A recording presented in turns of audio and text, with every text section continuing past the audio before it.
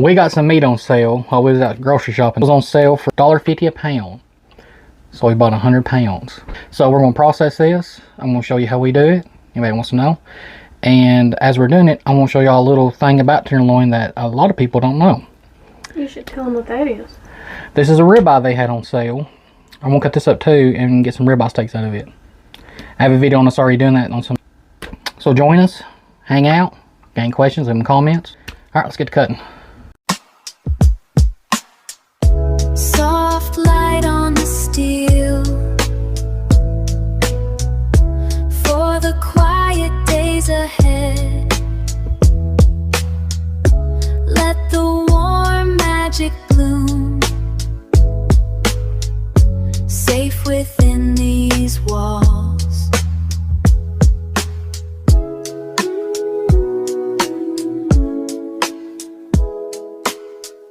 Okay, first I wanted to show people, before I get into cutting this, the part I was talking about a lot of people don't know. This part, out of this whole tenderloin, this part is the tender, juicy piece. Then you see it's discolored, and you can feel it too when you're touching it. This is the piece that's tough and chewy. So like, normally when we're cutting this up, this piece I'll cut off. And I'll cut this up into steaks, and this will be kind of like for breakfast with your biscuits, eggs, whatever. This I'll cut up into pot roast meat, stew meat, Instant Pot meat. And I'm going to do that in this situation. A lot of times I'll also just leave it together. So I'll just cut this into steaks. That way when you're eating your pork chop, in a sense, you have some tough with some tender, because sometimes you like to have a nice little chew with your food. So, just show you an example first of this one. I'm going to process it by ripping this off. And then on the next one, we'll cut it up into steaks. And I can tell by looking at it what I want to do with it and what we're needing with what's needed in the freezer. Okay, now, before we get started, I like to trim some of this off.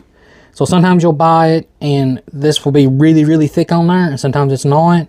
So I'm going to trim and try to remove some of this. You can see it's not that bad. But right here's a good lump of it.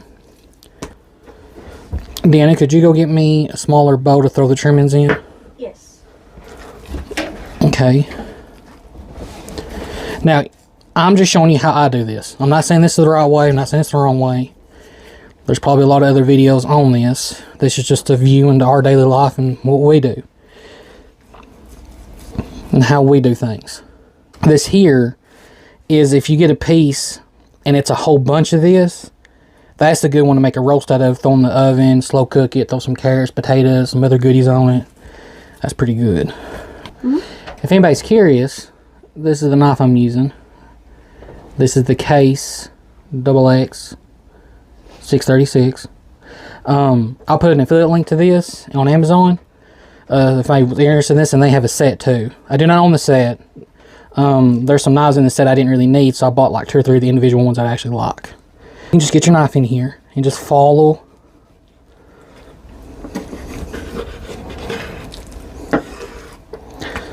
So this is the tough part, and this is the soft part. So like fajitas, tacos, you know, things like that.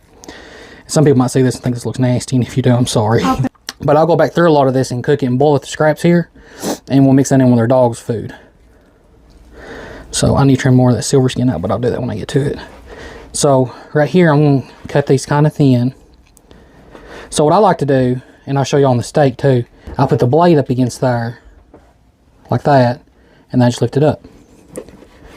And there is my inch thick pork chop. And same with these, so I'll put that up there. And that was really the main reason why I chose this knife. I like these longer knives like this. I like Case. And we was out looking at some stuff one day at a hardware store. They were selling these. And I saw it. When I got to looking at it, I saw it was an inch. And that was the main reason for me wanting it. Okay, now. This, again, is like what you make your fajitas. You can make whatever you want. This is the soft, tender. This is the juicy part. This is the part you really want. So it's going to go in this bowl. Clean this up first, right? Like I mentioned earlier. So I'm going to cut this off. This will be processed for pot roast meat. I'm going to check it now, because I want my steaks to be kind of even as best I can get. trim this piece off. I'll go into the stew meat section. And you don't have to do this. I do it. I find it a whole lot easier to deal with everything being uniform. And this might not look even on camera, but it is. Okay, here we go. So I'm putting that up there. Things right. There's a steak. There's what they look like. Okay. Now this one I'm going to cut up into the steaks. These are going to be the more tender ones where I'm leaving it all together. I'm not going to separate it. Now when I bag these and freeze these will be in a separate section than those. Now at your place where you buy these, like your butcher, I don't know if Kroger's does, they used to, did. I ain't had them do it in a long time. A lot of places where you buy this will actually cut it for you for free. Like, we have a Save Lot near us that will cut this up for you. But I like doing it myself. But I understand, sometimes time doesn't allow that. And I have, at times, and do at times, have them cut it up. So I'm going to season these with this salt. The salt we like. And I'm using this garlic. I'm not a huge fan of this garlic, this is just what we have. I do like the garlic, I'm not saying I don't, it's just it's not the one I prefer to buy. And this is the container that we put the black pepper in. Because it was like a bulk. Bulk box. And this is our taco seasoning that we made. We can also do a video on that if they want to see how we made it. If y'all want to see that, yeah, we can do that. Or taco seasoning. So I'm going to season these with salt, garlic, and pepper. And then the next ones I do, mostly like these, will be in the taco seasoning. Now, you don't have to. So if you're cooking your food and you like taco seasoning on it, you don't have to make tacos out of it. You can just season it and fry it and eat it. However you like it. Just so it's kind of, so even though I'm putting taco seasoning on this, maybe doesn't mean we're making tacos out of it. And we call it taco seasoning. It's really more like a Cajun style seasoning. It's really more closer to that. It's kind of like a mix between Cajun and taco seasoning. If you come up kind of high, I know it looks like I'm high up. This is the correct height you want to go roughly. You get a more even spread than if you're down there on it. And you can see it really good with the pepper. And you just season stuff the way you like it. So do this if you want to do this. You eat it. And if you like it, you do good. But as you're eating it, you might go, I need a little more pepper in it. I need a little more salt. Season it to your taste. Don't be afraid to experiment. Alright. Now I'm going to rotate this and I'll season the other side with the taco season. Bring this up really high. I don't think I've ever done that with this one. Let's see if I can do it. I bet I can do it. Don't be scared. I ain't scared. Are you scared? No. Okay, good. Because I know we'll eat it anyway. Yeah. That was a clump. Where? That big one? Don't talk about it. Uh-huh. It does look good, don't it? Yeah. Well, you want to clean in here when we get done, ain't you? Yeah. I'll help. Damn, that smells good. It smells like a taco. That smells good. Mm-hmm. Put some of that on a ribeye. You want to put some on a ribeye? Yeah. Only because you said so. I'm serious. Be sure to get the sides of your food you're seasoning. Go around, like, clean that cutting board with it. Get in there. Clean that cutting board. Look, I know we were going to have some Chinese food today with rice, but these are smelling pretty good. yeah, these start to smell pretty good. Yeah, I think I might have one of these instead. Alright, so Deanna come in here and we will bag this, and I'll show them. Now I will say we're going to put these in freezer bags, the quart ones, and I'm going to put 4 or 5 in a bag. If I know I'm going to be sous vide these, they're going to vacuum seal bag. Just want to make that known. Well, this is the taco one.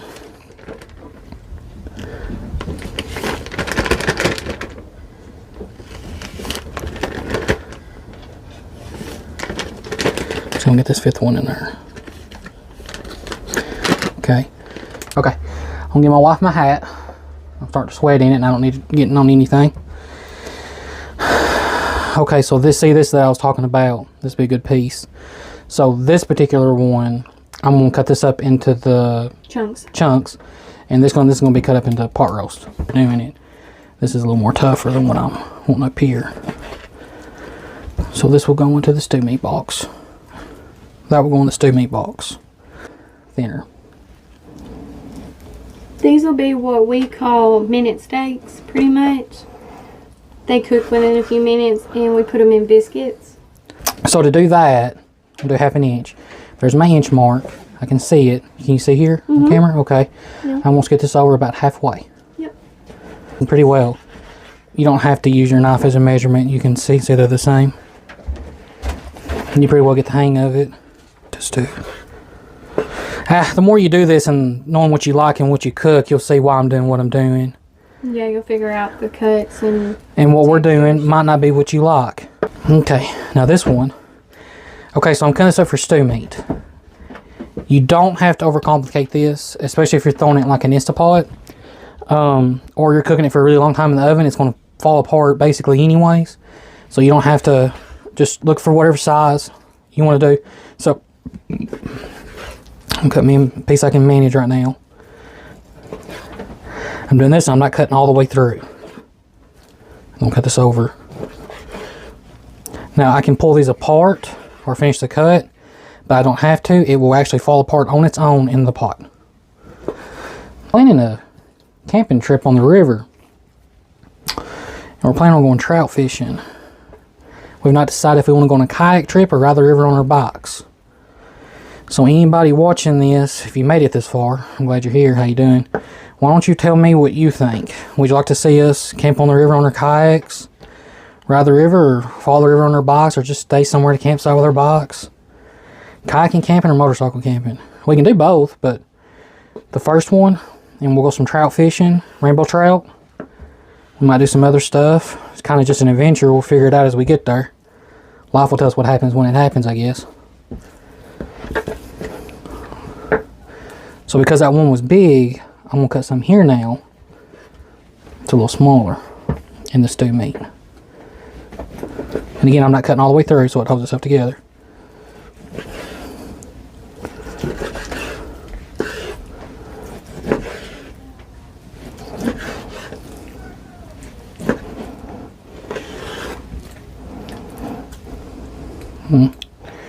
Probably try to get another.